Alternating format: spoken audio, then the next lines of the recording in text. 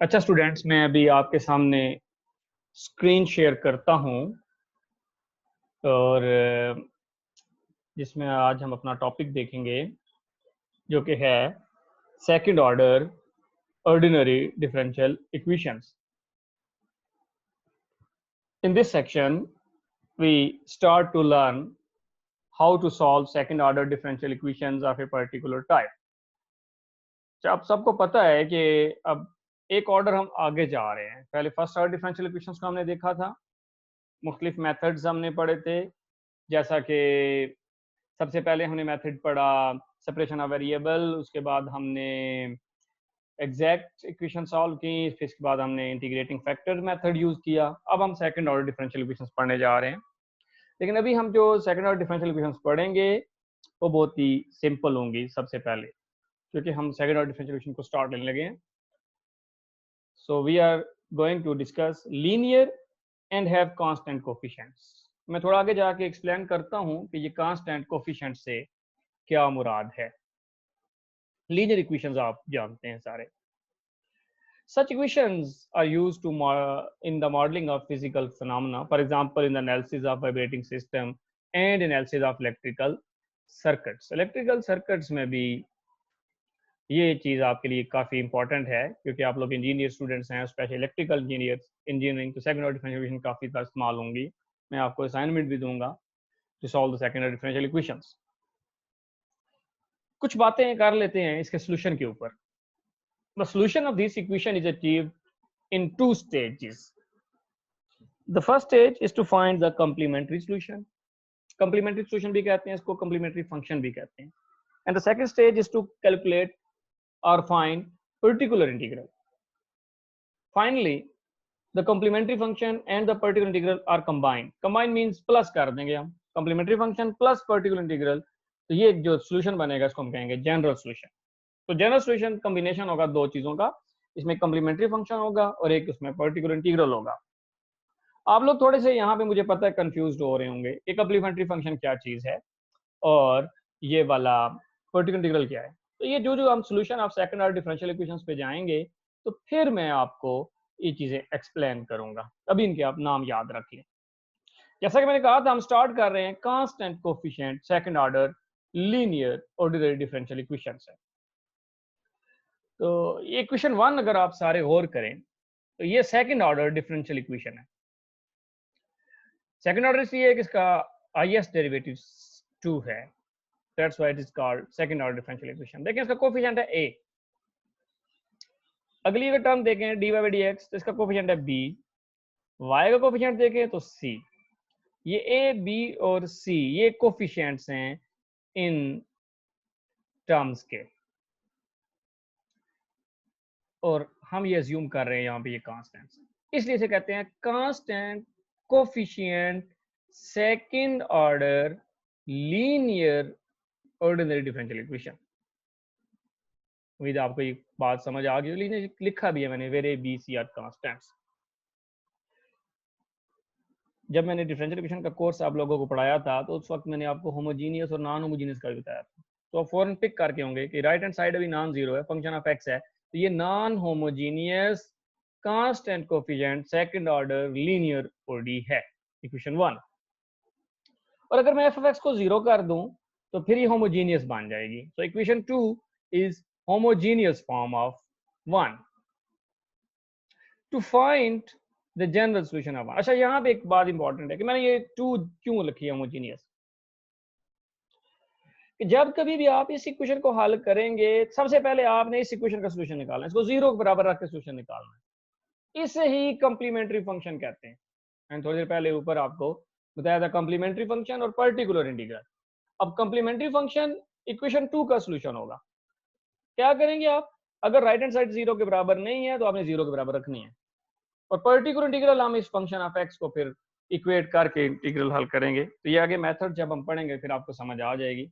तो अभी क्योंकि हम सेकंड ऑर्डर डिफरेंशियल इक्वेशन का स्टार्ट करने लगे हैं, इसलिए अभी आप इसको जीरो के बराबर रख के ही चलेंगे। तो देखें ये बड़ी इंपॉर्टेंट लाइन है, to find the general solution of one it is necessary to solve two. लाजमी है टू को आपने हल करना है। The general solution of 2 is called the complementary function and will always contain two arbitrary constants. Order कितना है 2, तो इसके सॉल्यूशन में दो कांस्टेंट्स आएंगे। अब यूं समझ लें कि इसको दो दफा इंटीग्रेट करना पड़ेगा, तो एक दफा इंटीग्रेट करेंगे तो एक कांस्टेंट, दूसरी दफा इंटीग्रेट करेंगे तो दूसरा कांस्टेंट। सो इक्वेशन 2 के जो सॉल्यूशन है उसको हम कहते हैं कॉम्प्लीमेंट्री फंक्शन। तो इसलिए हम इसको यहाँ पे आज के बाद एक सिंबल तय कर लेते हैं YCF, ये इसकी नोटेशन होगी। इससे हम इस सॉल्यूशन को फाइंड आउट करेंगे, डिनोट करेंगे, सॉरी। अब क्वेश्चन ये आ गया कि कैसे फाइंड आउट करेंगे, finding the complementary function. To find the complementary function, we must take use of the following property. So please यहाँ जरा गौर कीजिएगा इन लाइंस के ऊपर, that is very very important lines. यूं समझें कि अब ये सेकंड ऑर्डर डिफरेंशियल इक्वेशन है, तो जैसे मैंने कहा दो कांस्टेंट्स होंगे, एक कांस्टेंट के साथ एक फंक्शन ऑफ एक्स होगा और दूसरे कांस्टेंट के साथ दूसरा फंक्शन ऑफ एक्स होगा। अभी हमें सॉल्यूशन नहीं पता, मैं सारी बातें जनरल कर रहा हूँ। If y1 of x and y2 of x are two solutions, ये दो सॉल्यूशंस हैं किस इक्वेशन के, इक्वेशन 1 के। y1 of x and y2 of x are any two solutions, ये इसके कोई भी सॉल्यूशंस हैं। अभी देखेंगे आगे जाके कैसे निकालते हैं इनको। लीनियरली इंडिपेंडेंट का लॉज लिखा हुआ है। लीनियरली इंडिपेंडेंट का लॉज ये है, मतलब ये है कि y1 of x और y2 of x का कोई रिलेशन नहीं है। मतलब y2 of x को हम किसी भी चीज से मल्टीप्लाई करके y1 of x नहीं निकाल सकते, या y1 of x से किसी चीज से मल्टीप्लाई करके y2 of x निकाल सकते। ये बिल्कुल एक दूसरे के ऊपर डिपेंड नहीं करेंगे, दो अलग सॉल्यूशन होंगे, यूं समझ लें। Of a linear homogeneous second differential equation, the general solution फिर क्या होगा, इनका कॉम्बिनेशन। देखें y1 के साथ मैंने एक कांस्टेंट लगाया a, y2 के साथ दूसरा कांस्टेंट लगाया, तो ये इस तरह का सॉल्यूशन होगा भाई। ये भी मैं आपको शक्ल दिखा रहा हूँ, अभी हमें नहीं पता इसका सॉल्यूशन क्या है, अभी निकालेंगे इसका सॉल्यूशन, लेकिन अभी इसकी मैं फॉर्म बता रहा हूँ। This is the solution form. इस तरह आपका ऐसा सॉल्यूशन आया करेगा हमेशा जब कभी भी हम इसको सॉल्व करेंगे। तो आगे चलते हैं, अगली स्लाइड पे लिखा है a and b are constants. We see that second order linear differential equation has two arbitrary constants in general solution. The function y1 of x and y2 of x are linearly independent if one it is not multiple of the other. जो बात मैंने थोड़ी देर पहले आपके लिए explain की थी।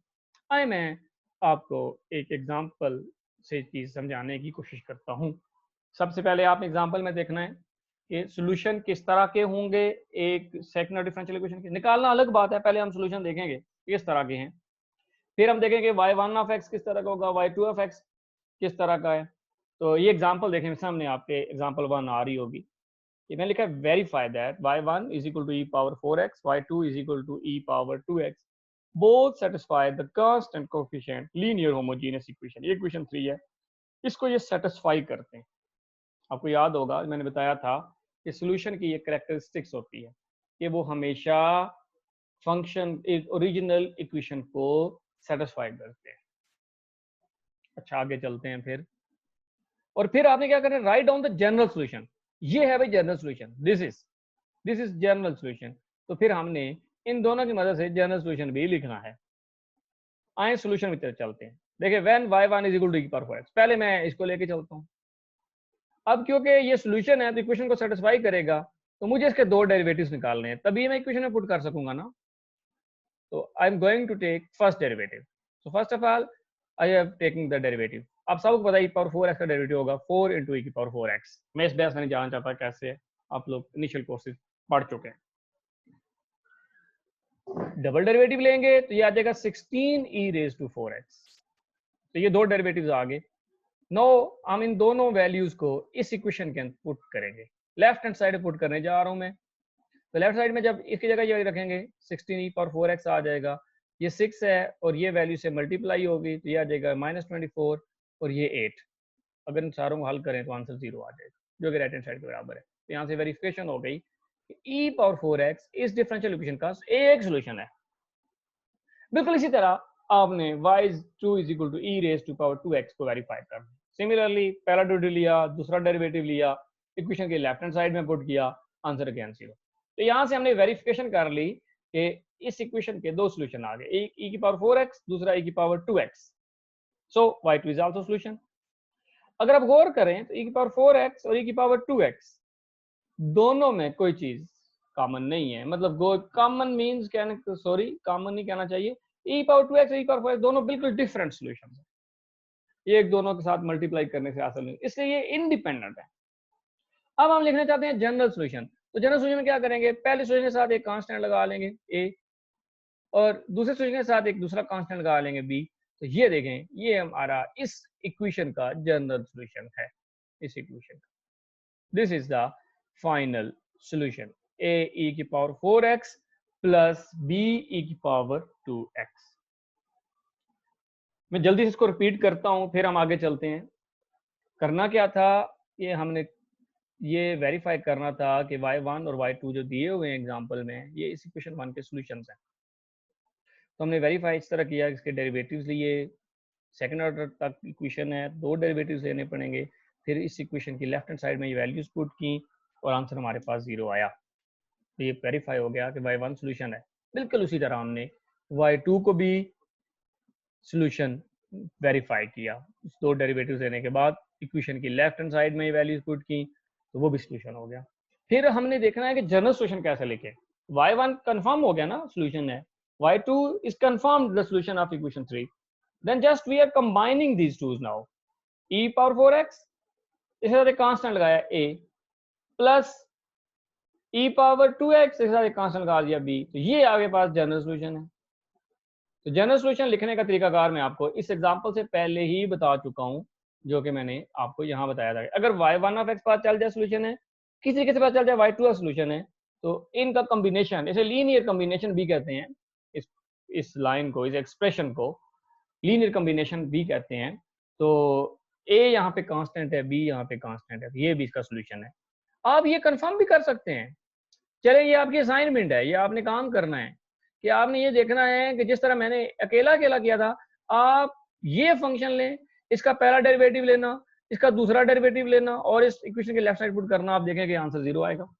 ये आपका असाइनमेंट होगी, ये आपने जरूर करना है ताकि आपको कंफर्म हो जाए कि y1 भी सॉल्यूशन, y2 भी सॉल्यूशन और ycf भी सॉल्यूशन। और ycf को हम कहते हैं जनरल सॉल्यूशन, कि जितने भी इसके सॉल्यूशन पॉसिबल हैं वो इस इक्वेशन के अंदर, इस एक्सप्रेशन के अंदर आ गए, इसे कहते हैं this is the general solution of the OD.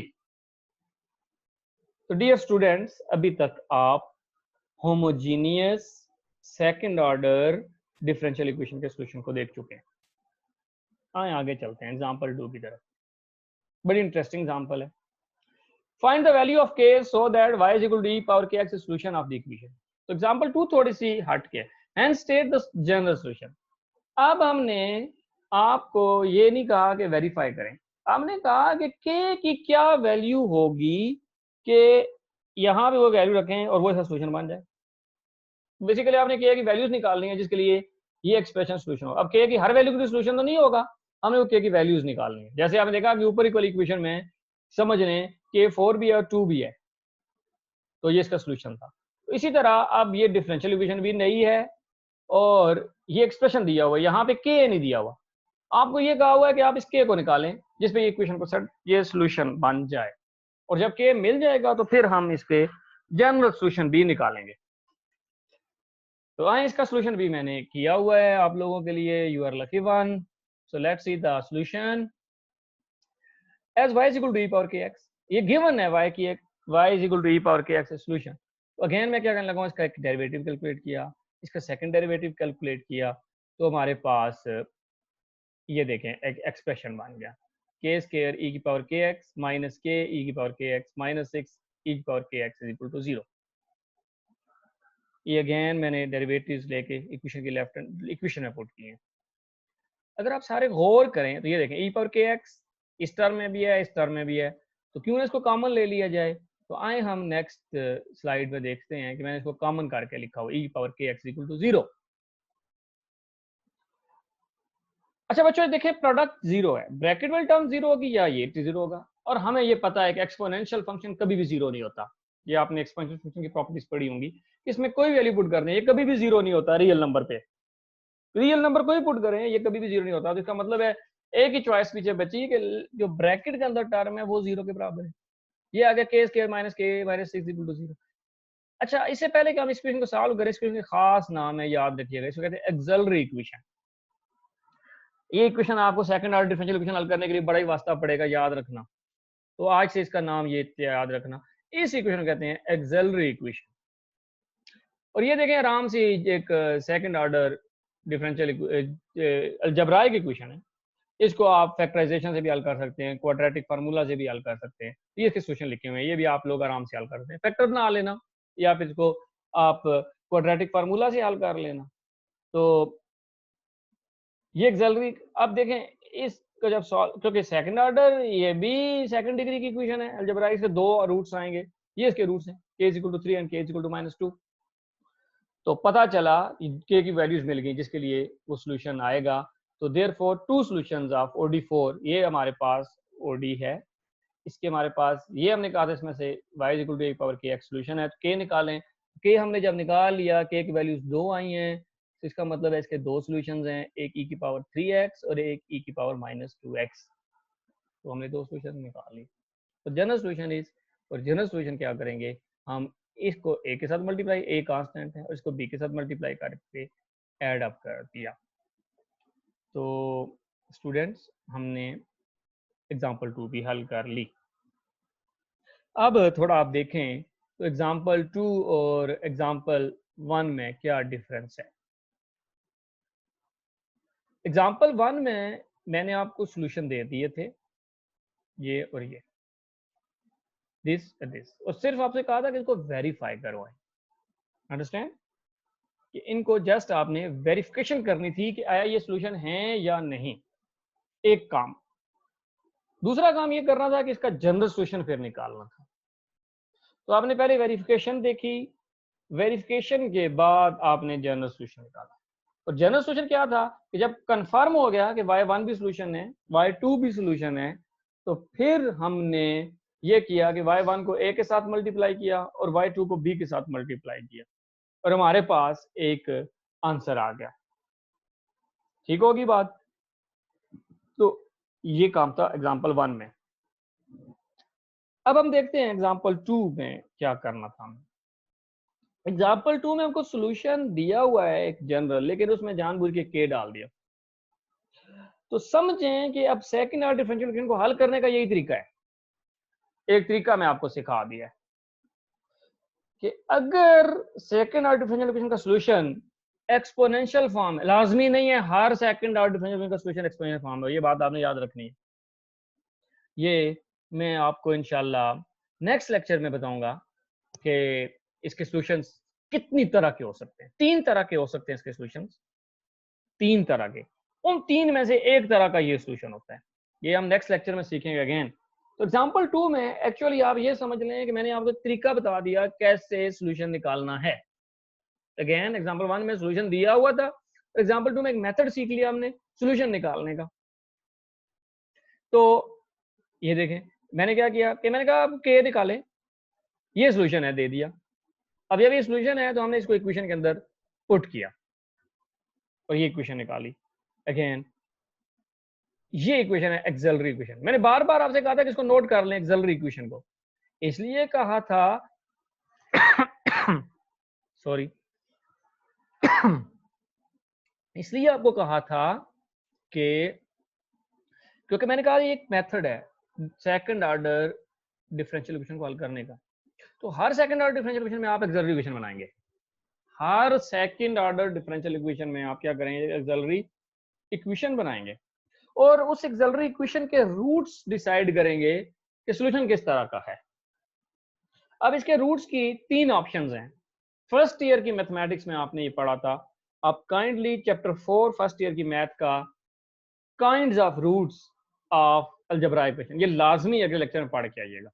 मैं अभी जानबूझ के वो बातें नहीं बता रहा, आप जरा खुद पढ़ के आए और फिर मैं उनको एक्सप्लेन भी करूंगा। तो this is auxiliary equation. Auxiliary equation आपको हर सेकंड ऑर्डर, मैं बात दोबारा रिपीट कर रहा हूं, हर सेकंड ऑर्डर डिफरेंशियल इक्वेशन के लिए आपको ये एक्सेलरी इक्वेशन बनानी पड़ेगी। अब हमने एक्सेलरी इक्वेशन बना ली, अब देखें इसके रूट्स आ गए हैं, ये रूट्स इसके रियल हैं। तो ये दो रूट्स हैं के, तो हमने ये वैल्यूज यहाँ पुट कर दी क्योंकि e⁻kx सॉल्यूशन था। तो हमने कहा अब k निकल आया 3 और -2, तो एक सॉल्यूशन बन गया e⁻3x, दूसरा बन गया e⁻2x। ये इसका जनरल सॉल्यूशन लिखा हुआ है जो कि कॉम्प्लीमेंट्री फंक्शन है। तो डियर स्टूडेंट्स, यहाँ पे हमने दो एग्जांपल्स समझी हैं, एग्जांपल 1 और एग्जांपल 2। मैं थोड़ा इस पे ज़्यादा जानबूझ के टाइम लगा रहा हूँ ताकि आप लोगों को ये चीज़ समझ आए, क्योंकि आगे जाके आपने इसको हल करना है। तो ये मैंने सिर्फ आपके लिए कुछ टास्क रखा है जिसमें सिर्फ मैंने आपके लिए अभी दो इक्वेशंस डाली हैं ताकि आप सारे इसको हल करें।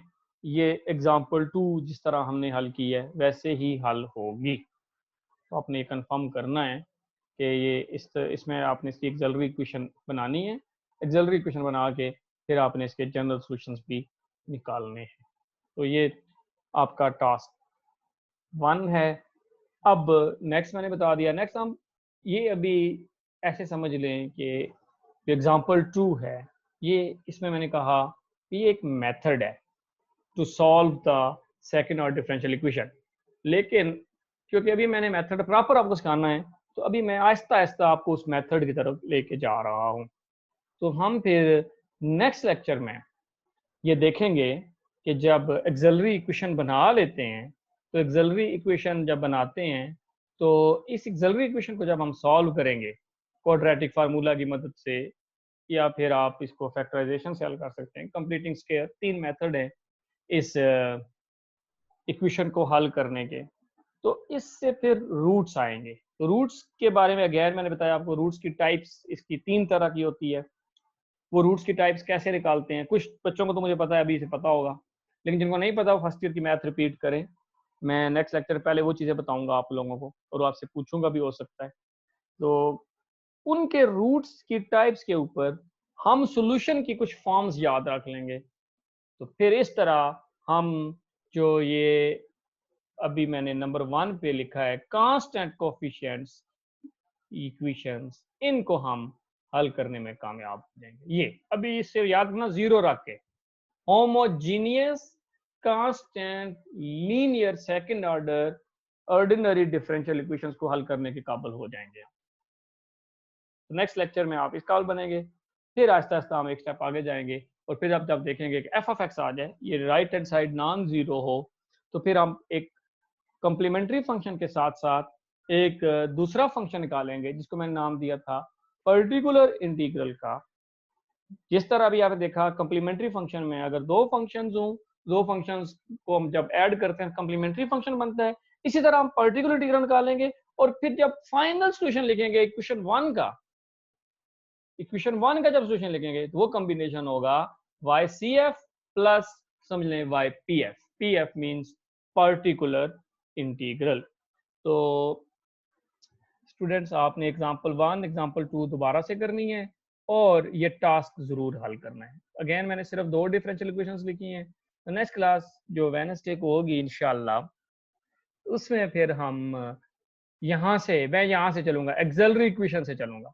अब उस दिन मुझसे कोई ना पूछे एक्सिलरी इक्वेशन क्या होती है। This is the axillary equation कि जब कभी भी आप y इज इक्वल टू ई की पावर के एक्स किसी भी सेकंड ऑर्डर डिफरेंशियल इक्वेशन में पुट करते हैं, तो आपके पास k की टर्म में एक इक्वेशन आ जाएगी, उसमें से हमें k निकालना होगा। तो इस इक्वेशन को हम कहते हैं एक्सिलरी इक्वेशन। जब आप बहुत ज्यादा काबल हो जाएंगे, आगे प्रैक्टिस करेंगे, तो हो सकता है मैं आगे एग्जांपल में ये डायरेक्ट इक्वेशन लिख दूं। कैसे बनी है, 2 स्टेप से ये दवा बनेगी, तो हो सकता है नेक्स्ट स्टेप में हम फौरन डायरेक्ट इसको दे के हम तो लिख लेंगे, तो आप इसमें एक्सपर्ट हो जाएंगे, कोई ऐसी बात नहीं है। तो एक्सिलरी इक्वेशन हर सेकंड ऑर्डर डिफरेंशियल इक्वेशन को हल करने के लिए बनानी है।